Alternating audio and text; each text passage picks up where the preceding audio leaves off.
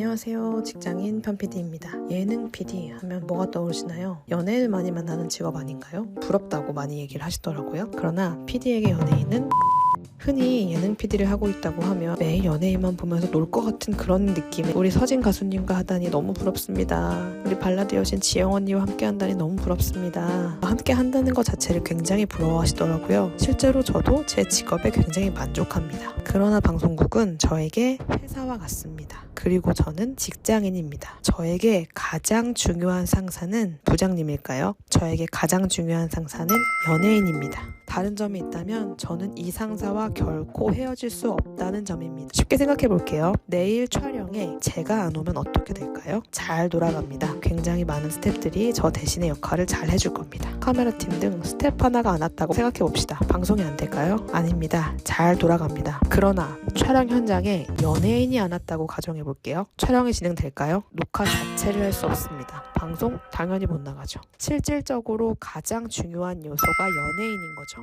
심지어 그 연예인은 제가 직접 기획하고 섭외한 사람입니다. 제 기획에 그 연예인이 동의한 순간 우리는 한 배를 타게 됩니다. 운명 공동체가 된 것이죠. 순항일 때는 문제가 되지 않습니다. 문제는 풍랑을 만났을 때입니다. 대부분 그 모든 화살이 제게 오기도 합니다. 때로는 그 존재 자체가 풍랑이 되기도 합니다. 그럼에도 불구하고 제 상사는 무조건 빛나야 합니다. 혹시라도 결점이 있다면 감춰야 합니다.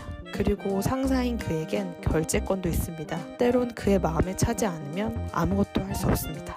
하지만 직장인들이 상사와 잘 지내면 승진에 유리하듯 아이러니하게도 저 역시 연예인과 잘 지내면 프로그램 시청률에 유리합니다. 기분 좋은 분위기는 전파를 그대로 타고 시청자들에게 오롯이 전해지기 때문이죠. 다행히도 상사와 잘 지내는 방법을 저는 알고 있습니다. 수많은 방법 중에 가장 최고로 꼽는 것 하나는 상사에게 관심을 많이 갖는 것입니다. 저는 그 사람에 대한 생각 자체를 많이 합니다. 상사에 대한 생각을 많이 하는 거 조금 이상하지 않나요? 하지만 저는 상사가 소중할수록 생각을 많이 합니다. 최근 저의 소중한 상사 중 하나인 백지영 언니와의 일화입니다. 언니가 저에게 물었습니다. 왜 내 유튜브에 스트레이키즈의 필릭스가 계속 나오지? 검색한 적이 없는데? 저는 망설이지 않고 바로 대답했습니다. 언니가 이사벨 채널을 종종 봤으니까 나온 거 아닐까요? 이사벨 씨의 최애가 스키즈 필릭스거든요. 언니가 너무 소름 끼쳐 했습니다. 저는 오히려 덤덤했습니다. 그냥 언니한테 관심이 많으니까요. 그러나 언니는 놀람과 동시에 조금은 감동을 받은 것 같았습니다. 진짜 그 사람을 관찰하고 관심을 가진 것을 기반으로 한 대화를 이어가면 그 어떤 상사라도 나에게 마음을 열어줍니다.